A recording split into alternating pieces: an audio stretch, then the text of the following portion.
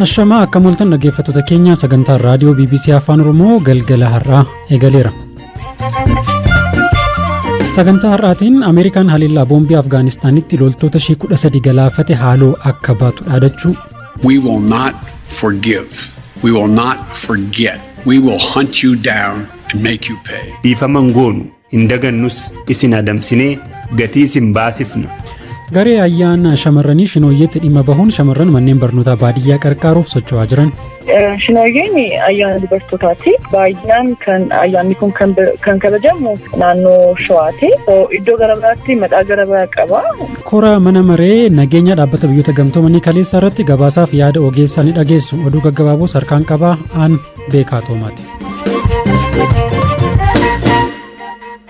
Manni maree nageenyaa dhaabbata biyyoota gamtoomanii waraana Tigraay irratti kaleessa hagayya 26 bara 2021 mari'ateera.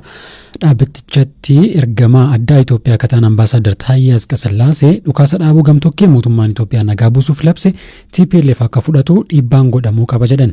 Miseensonni mana marichaa gareewwan lamaan dhukaasa dhaabuun gara mariitti deebi'uu akka qaban hubachiisaniiru. Barreessaa olaanaan dhaabbata mootummoota gamtoomanii Antooniyo Guteres waraanni gara naannoo Amaaraa fi Affaaritti babal'ate dhaabbatee qaamonni hundinuu gara mariitti dhufuu qabu jedhan Firaa'ol Balaay dabaltii isinitti himti.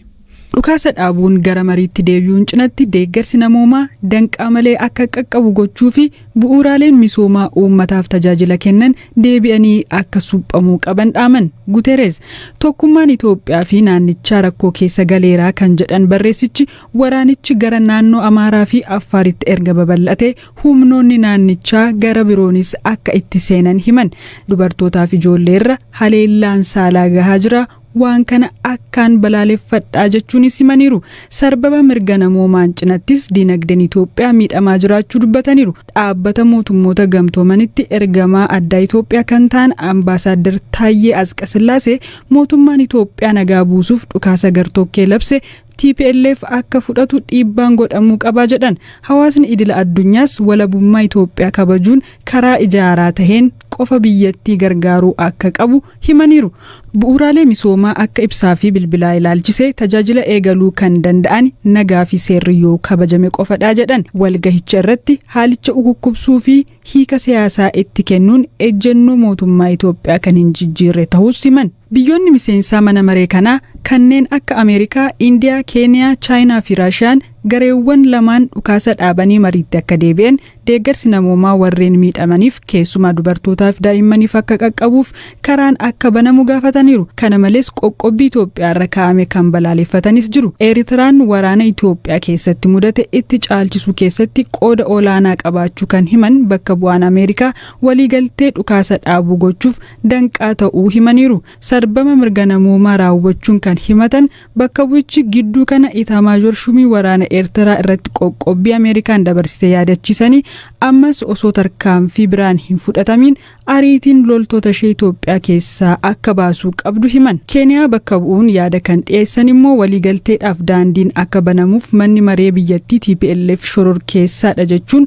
murtee kaa'ee akka kaasuu fi qaamoleen hundi waliigalteef akka eeyyamamoo ta'an gaafataniiru.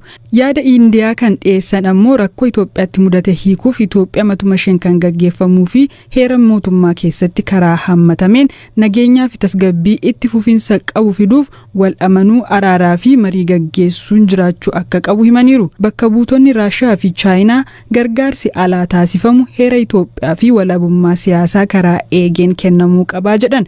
Qoqqobbii Itoophiyaa irra kaa'ames balaaleffachuun rakkoo hammeessa malee hin furus jedhaniiru. Manni marii nageenyaa dhaabbata biyyoota gamtoomanii dhimma waraana Tigraay irratti irra deddeebiin mari'ateera. Mariin amma duraa manni marichaa godhe dhiibbaa akkamii uume ammoo maaliif yaada murtii irra gahuun dadhabame? Xiinxalaa siyaasaa fi dhimma nageenyaa gaanfa Afrikaaf jiddugaleessa bahaa kataan Abdurrahiim Saayid Abu Hashim kana jedhu.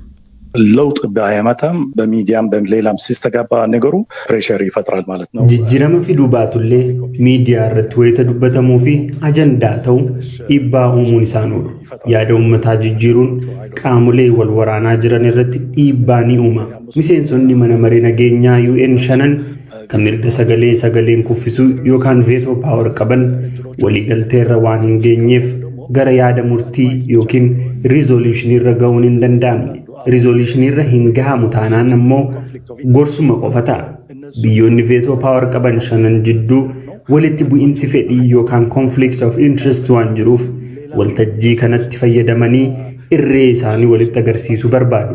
Jalqaba biyyootni kun kopha kophaatti wal amansiisuu hin danda'an yoo ta'e rakkinichi ittuma fufa.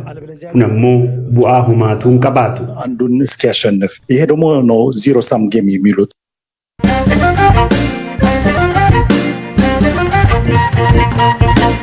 Odeessa nuti wayitaancha'u haleellaa boombii kaleessa Kaabul Afgaanistaan keessatti raawwateen lakkoofsi namoota du'anii 90 yoo gahu isaan keessaa 13 loltoota Ameerikaati. Namoonni 150 ta'an haleellaa boombii kanaan miidhamaniiru. Gareen ISK jedhamu haleellaa kanaaf itti gaafatamummaa fudhateera. Pirezidantiin Ameerikaa Joo Baayiden haleellaan kun namoota Afgaanistaan keessaa baasuurraa boodatti nun deebisu warra haleellaa kana raawwatanis haaloon ni baana jedhaniiru. Firaa'ol Balee. We will not forgive. We will not forget. We will hunt you down and make you pay. Dhiifaman goonu hin dagannus isin adamsinee gatii isin baasifna. Haleellaa boombii kaleessa Afgaanistaan Kaabul keessatti raawwate booda Pireezidaant Joo Baayiden kan jedhan ture kan dhageessan. Haleellaan boombii gurguddaan lama dhiyeenya buufata xiyyaaraa idil addunyaa Hamid Karzaayitti qaqqabeen namoota ajjeefaman 90 keessaa 13 loltoota Ameerikaati. Ameerikaan sababa haleellaa kanaatiin lammiilee ishee fi lammiilee Afgaan Ameerikaa waliin hojjetaa turan Afgaanistaan keessaa baasuu adda hin kuttuu jedhan Pireezidaant Baayiden. Ammoo kanneen haleellaa kana raawwatan akka haaloo bahanis dubbataniiru. We will not let them stop our mission. We will continue the evacuation. Ergama keenya akka adda kutnu akka nu godhan hin hayyamnuuf lammiilee baasuu itti fufna. Hoggantootaa fi buufataalee garee ISK irratti tarkaanfii fudhachuuf karoora akka baasan ajajoota koof dirqama kenneera.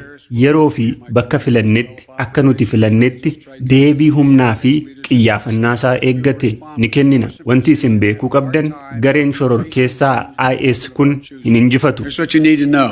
These ISIS terrorists will not win. Haleellaa kana raawwachuu amanuun itti gaafatamummaa kan fudhate gareen ISK yookiin Islamic State ki Khorasan jedhamu damee IS Afgaanistaan keessa socho'udha. Gareen kun jihadistoota Afgaanistaan keessa socho'an hunda caalaa hamaa ta'uutu himama. Amajjii 2015 wayita IS Iraaqii fi Siiriyaa keessatti olaantummaa qabaataa turetti kan hundeeffame garichi hooggansi isaa gamtaa waraana Ameerikaan durfamuun rukutamuun bittinfamee ture.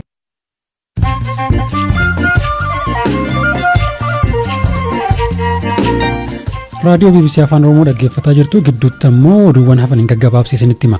Pireezidantiin duraanii Naayijeeriyaa Olusegun Obasanjoo gaanfa Afrikaatti ergamaa gamtaa Afrikaa ta'uun muudaman. Wayita biyyi gaanfa Afrikaa guddittiin Itoophiyaan waraanaan raafamaa jirtutti kan muudaman Obasanjoon naannicha keessatti nagaan akka bu'u hojjetu jedhameera. Torbanoota dhufan Finfinnee akka galanis ni eegama. Gaaffii paartiin Izeemaa dhiyeesse hordofuun manni murtii buufataalee filannoo 4 irratti filannoon akka irra deebi'amu murteesse. Buufataaleen filannoo manni murtii filannoon akka irra deebi'amu ajaja afranuu naannoo kibbaa keessatti argamu. Paartichi buufataalee filannoo 28 irratti filannoon irra deebiin akka godhamu mana murtii iyyate boordii filannoo waliin mormaa turu ABC'n gabaaseera. Lammiileen Itoophiyaa 455 har'a Saawudii Arabiyaa irraa gara biyyaa deebi'an. Lammiileen kunneen ka deebi'an Riyaad irraa yoo ta'u 129 daa'imman 326 immoo dubartoota ta'uu ministeerri Haajaa Alaa Itoophiyaa beeksiseera. Manchester United taphataa isaa duraanii Cristiano Ronaldo deebisee mallatteessisuuf Juventus waliin waliigaltee irra gahuu beeksise. Cristiano Ronaldo bara 2009 United gadhiisee Real Madrid gale. Waggoota 6 United keessa ture keessatti taphoota 292 taphatee gooliiwwan 118 galcheera. Saayintistoonni Masrii hambaa gosa qurxummii weel jedhamu kan luka 4 qabuu fi waggoota miliyoona 43 dura jiraachaa ture argatan. Hojjaa meetira 3 fi ulfaatina kiloogiraama 600 qaba jedhamee kan tilmaamamu qurxummiin kun mangaagaa cimaa ittiin adamsee qabachuuf gargaaru qaba ture jedhame. Qurxummichi lafarraa fi bishaan keessas akka jiraachaa danda'a ture himameera. Oduun isaanuma kana.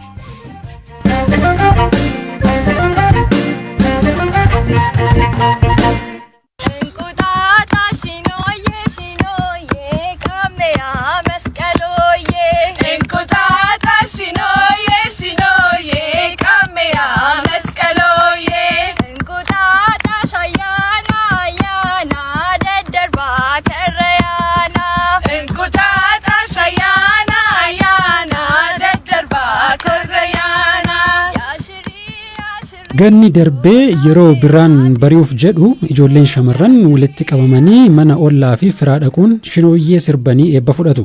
Tibban ammoo hiriyoonni miidiyaa hawaasaa irratti wal beekan aadaa kana akka hin irraanfatamne gochuurrayyuu barattoota dubaraa manneen barnootaa baadiyyaarra jiraniif paadii yookiin mi'a qulqullinaa laguuttiin eeggatan walitti qabuuf itti fayyadamaa jiru.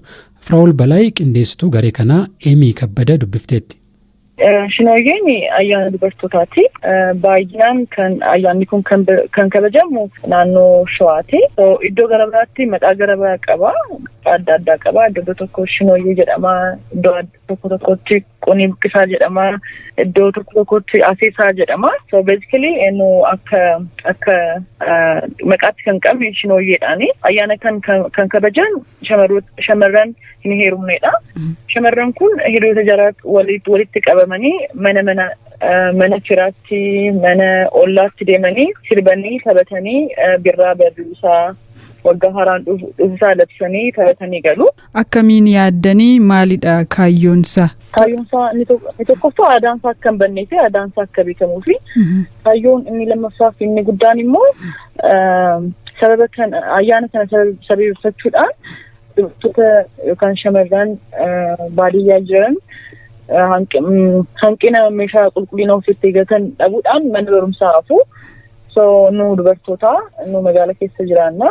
So ayyaana kana kabajnee hiriyoota keenyarraa firarraa meeshaa kana sassaabnee yoo mana barumsaaf kennine ijoolleen kun hanqina meeshaa qulqullina ofitti eeggan dhabuudhaan mana barumsaa naafwannu jennee yaadne. So muuvimentii akkanaa jalqabne akka gaariitti deemaa jira.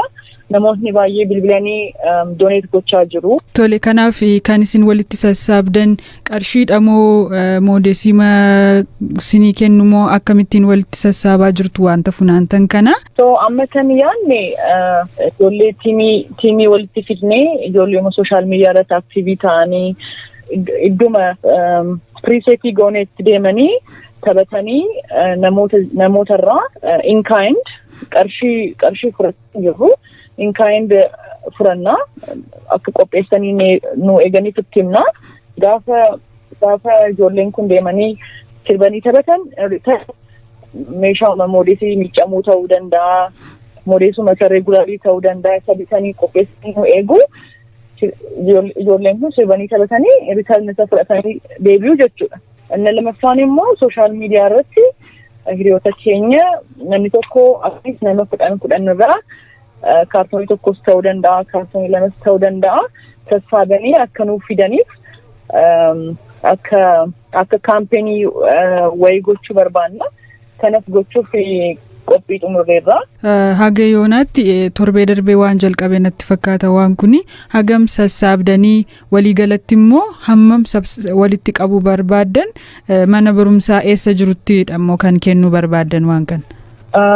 Ammammaatti namoota biyya alaa jiraatan qarshii wayii nu erganii moodeesii miidhamuu binnee jirra. Kan amma 20,000 tilmaamama. Moodeesiin tokko birrii 220 gurgurama inni miidhamu jechuudha. So inni at least waggaa 2 dubartii tokkoof hin fayyada. Kan yaadne mana barumsaa 2 yookaan 3 naannoo Amboo irratti kennuu yaadne mana barumsaa sadarkaa tokkoffaati. Kabajamtoota dhaggeeffattoota keenya sagantaan keenya har'a asuma irratti goolabamaa odeeffannoowwan dabalataa marsariitii keenya www.bbc.com afaan oromoo akkasumas fuula feesbuukii keenya bbc news afaan oromoo irraa argachuu dandeessu. Sagantaa torban kanaa kan qopheessite Firaa'ol Balaay turte, gama teeknikaan Deevis Masaaroo kan isinii dhiyeessaa ture immoo an beekaa Toomaatii. Torban nama biraatiin sagantaa biraan walitti deebina. Horaa bulaa.